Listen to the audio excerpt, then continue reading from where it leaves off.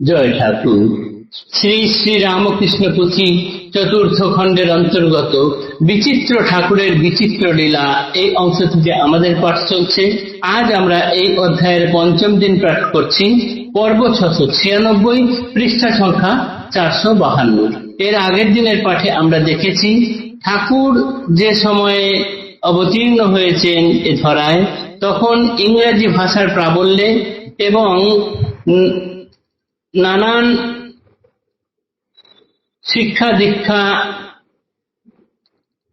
এগুলির প্রভাবে স্থূল যন্ত্রাদির উন্নতির ফলে হিন্দু ধর্ম তখন যেন প্রায় হত হতে বসেছে। কেউ কোনো কিছু পুত্তলিকার কথা মানতে চান না, সাকারবাজিতে বিশ্বাস করেন না, এবং দেখা যাচ্ছে ঠাকুরের যত চাই ভক্ত তারা সকলেই নিরাকারবাদী। এদের মধ্যে নরেন্দ্র, বিজয়, কেশব, প্রতাপচন্দ্র, কেদার চাটুর্যে, মহিম চক্রবর্তী সকলেই নিরাকারবাদী। সাকারের কথা শুনলে নরেন্দ্র পর্যন্ত ভীষণ কটাক্ষ করতেন, কেউ মানতে চাইতেন না। এই সকল দিকপালরা, সমাজের যারা দিকপাল তখনকার দিনে, তারা যখন প্রথম ঠাকুরের কাছে আসেন, তারা যেন এক একজন জ্ঞান ফনা যুক্ত বিষধর সাপের মতো ছিলেন। কিন্তু ঠাকুর যেন সেই জড়িবটির গুণে তাদেরকে এমন ভাবে বশ করে ফেলেছেন যে তারা এখন আর তাদের সেই জ্ঞান ফনা দোলায় না। তারা এক একজন এখন খোল করতাল নিয়ে নাম সংকীর্তন করছেন, কেউ মা মা করছেন, কেউ কাঁদছেন, ঠাকুরের পদতলে লুটিয়া পড়ছেন। কারোর বস্ত্র থাকছে না শরীরে, তো কেউ ভাব সম্বরণ করতে গিয়ে মুখের ভাষা হারিয়ে ফেলছেন, কেউ উচ্চ হাসি করছেন। ঠাকুর আমাদের অপরূপ প্রভু, তিনি যেমন যাকে খেলাচ্ছেন সে তখন তেমনই খেলছেন, যেন মিনিটের মধ্যে ঠাকুর পাগলের মেলা বসিয়ে দিতে পারেন, এরকম করছে। গোটা সমাজ তখন এক অপূর্ব তালে বলতে শুরু করেছে। এই অবধি গতদিন পাঠ করেছিলাম, আজ তার পরের অংশ পাঠ করছি। শক্তি প্রতিবাদী মধ্যে প্রধান কেশব, দুনিয়া জুড়িয়া যার অশেষ গৌরব, এবে তেহ দলে বলে লয়ে মার নাম, পথে পথে সংকীর্তন করিয়া বেড়ান, সত্য তত্ত্ব অন্বেষক কেশব ধীমান, তদুপরি সেই হেতু শ্রীপ্রভুর টান, বিবেক বৈরাগ্য ভক্তি দয়া সরলতা, নিষ্ঠা ত্যাগ অনুরাগ সাধুর দীনতা, যে আধারে বর্তমান সেই আপনার, হিন্দু কি জবন ম্লেচ্ছ নাহি তো বিচার, কেশবে সগুণ বহু তাহার প্রমাণ, কি বিষয়ী কিবা সাধু সবে দেয় মান, অপার প্রভুর কৃপা তাহার উপর, কেশবের রোগে শোকে শ্রী প্রভু কাতর, রোগার্ত কেশব এবে জীবন সংশয়, শুনিয়াই ঠাকুরের চিন্তা অতিশয়, দেখিতে গমন কইলা করানো অস্থির, কেশব ভবনে নাম কমল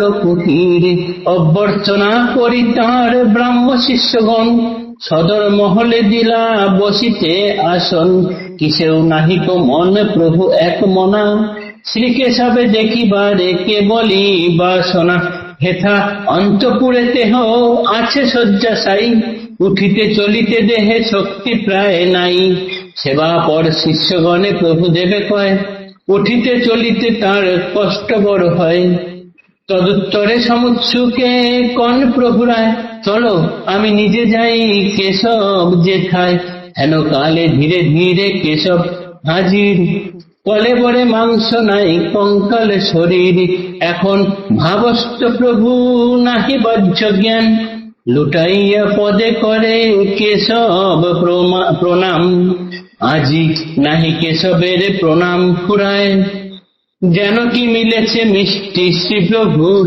পায়, ঠাকুরের সঙ্গে যবে প্রথম মিলন, জানিত না শ্রীকেশব প্রণাম কেমন, জ্ঞানী অভিমানে শির উচ্চে নাই আর, প্রভুর প্রসাদে এবে ভক্তির সঞ্চার। ঠাকুর দেখেছিলেন কেশবের মধ্যে এক প্রতিবাদী শক্তি কাজ করছে, এবং সেই শক্তি দুনিয়া কাঁপাতে পারে।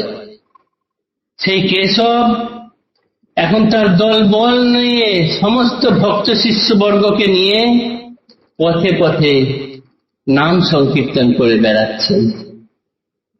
এই কেশব সত্য তত্ত্ব অন্বেষক এবং তদুপরি শ্রী প্রভুর প্রতি অপার টান, বিবেক, বৈরাগ্য, ভক্তি, দয়া, সরলতা, নিষ্ঠা, ত্যাগ, অনুরাগ, সাধুতা, দীনতা, এই 10টি গুণ যে আধারে থাকে সেই আপনার হয়।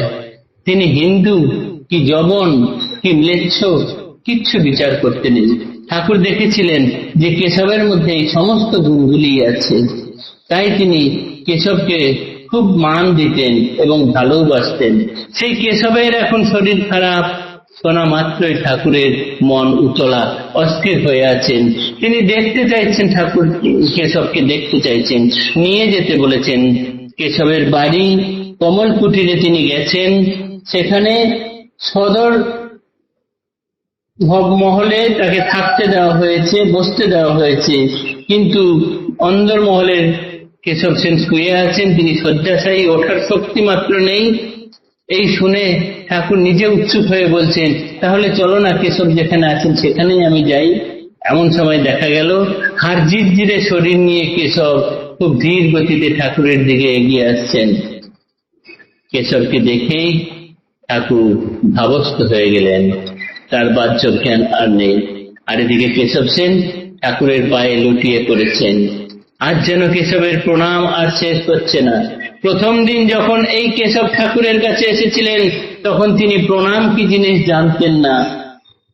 আজ তার সেই জ্ঞান অভিমানী শির আর উঁচুতে নেই, ঠাকুরের পদতলে লুটিয়ে পড়েছে। আজকের পর এতটুকুই থাকলো।